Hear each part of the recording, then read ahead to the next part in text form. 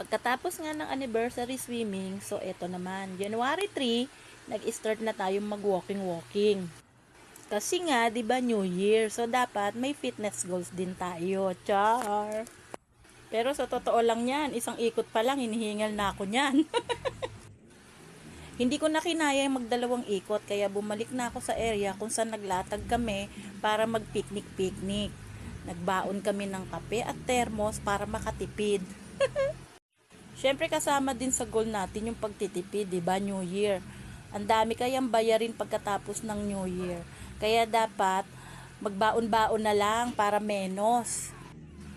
Ang mahal-mahal pa naman ng kape, nasa 200 isa. O ayan, habang nagkakape na ako, nahalo-halo ko yung kape. Masarap naman yung kape na baon ko dahil binili ko yun sa Korean store yung kape na yun. Medyo sosyalin din yung kape na yun. Hindi naman yung putyo-putyo lang na kape. Kaya okay na rin, masarap din naman. Tapos iniisip ko, yung mga bayarin ko, ang dami, kakapasok lang ng taon.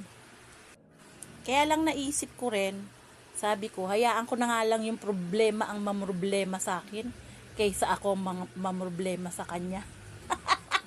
Joke! Nagmumuni-muni rin ako ng time na yan kasi iniisip ko, effective kaya ang magiging pagpapapayat ko na to? Parang feeling ko hindi ko kayang ipursige itong pagjejeta ko. Kasi kita nyo na ba naman si Luis, nagkakapi ako, nagpabili ba naman ng Jayco? O di ba ang tamis niyan? Paano ako papayat niyan?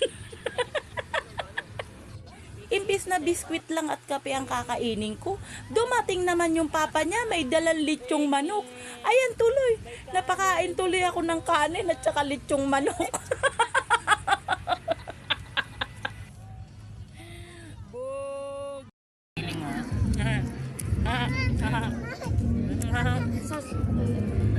Sus daw. Oh, yung ano ha, buto ha. Mm. Ipunin. Mm. Para kay soy-soy.